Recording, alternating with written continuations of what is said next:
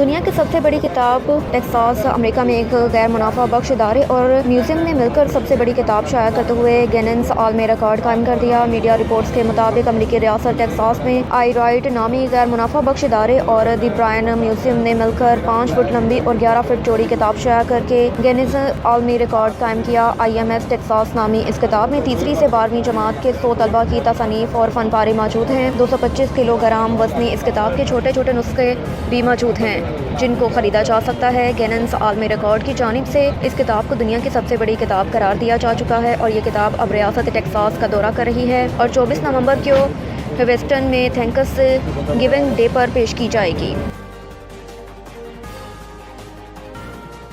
Appeal کے airports سماج سے محروم افراد کے لیے مددگار۔ ٹائپ ٹیکنالوجی کمپنی اپیل کے کچھ ایئربڈس سماج کے لیے استعمال کیے جانے والے آلات کے طور پر کام کرتے ہوئے بڑی تعداد میں موجود ایسے افراد کی مدد کر سکتے ہیں جو قوت سماج سے محروم ہیں۔ نیشنل انسٹیٹیوٹ آف ہیلتھ کے مطابق امریکہ میں 12 سال اور اس سے زیادہ عمر کا ہر 8 میں سے ایک شخص دونوں کانوں کی سماج سے محروم ہے۔ تاہم پروفیشنل سننے کے آلات کافی مہنگے ہیں اور ان کو سیٹ کرنے کے لیے ماہرین کے پاس متعدد چکر لگانے پڑتے ہیں۔ ٹائپے کے ایک یونیورسٹی کے سائنسدانوں نے گروپ نے یہ جاننے کی کوشش کی کہ آیا اپیل کے ایئرپورٹس 2 اور ایئرپورٹس پرو جن کی قیمت $129 اور $149 بالترتیب ہے کو سننے کے آلات کے طور پر استعمال کیا جا سکتا ہے یا نہیں۔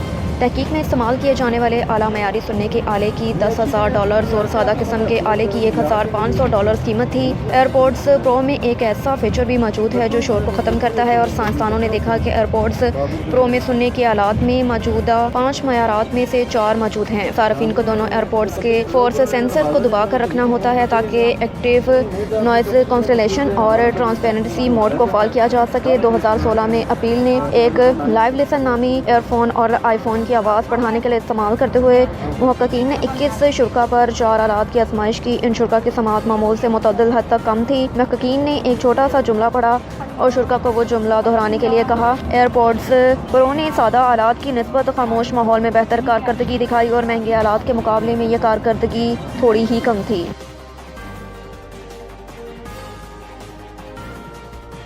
مستقبل میں عالمی وباؤں سے بچنے کے لیے قدرتی ماحول کو بچانا ہوگا۔ تحقیق نیو یارک۔ ایک نئی تحقیق میں زور دیا گیا کہ اگر مستقبل میں عالمی وباؤں سے بچنا ہے تو قدرتی ماحول کو محفوظ اور بحال کرنا ہوگا۔ سائنسی جرنل نیچر میں شائع ہونے والی ایک تحقیق میں بتایا گیا کہ ناکافی غذائی ذرائع کی وجہ سے جانور اپنے مسکن چھوڑتے ہیں اور مویشی اور انسانوں میں بیماریاں پھیلنے کا خطرہ بنتے ہیں۔ امریکہ کی کارنیل یونیورسٹی کے سائنسدانوں نے جنہوں نے تحقیق کی تصنیف کی آسٹریلیا کے ایک قسم کے چمگادڑ فروٹ بیٹ پر 1996 سے 2020 کے درمیان تحقیق کی اور ایک جانور سے دوسرے میں بیماریوں کے منتقلی کے خطرات کو سمجھنے کی کوشش کی۔ محققین کے مطابق 1990 کی دہائی سے پھیلنے والی عالمی وبا جانوروں سے انسانوں میں پیتھوجن کی منتقلی کی وجہ سے پھیلی جس کے 2 بنیادی عوامل تھے۔ پہلی چیز ان جانوروں کے مسکن کا خاتمہ ہونا ہے جس کی وجہ سے جانور زرعی علاقوں میں چلے جاتے ہیں، تو دوسری موسمیاتی تغیر کی وجہ سے غذائی قلت کا ہونا ہے۔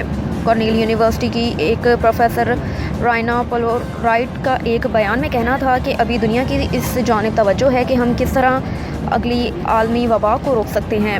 بدقسمتی سے قدرت کو محفوظ کرنا یا اس کو بحال کرنے کا خیال زیر بحث نہیں ہے۔ ان سالوں میں جب موسم سرما میں غذا وافر مقدار میں موجود تھی، محققین نے دیکھا کہ چمگادڑز اپنے مقامی جنگلات میں انسانوں سے دور ہے۔ غذائی قلت کے دوران چمگادڑز زرعی علاقوں اور انسانوں کے قریب چلے گئے جہاں وہ مزید وائرس پھیلا سکتے تھے۔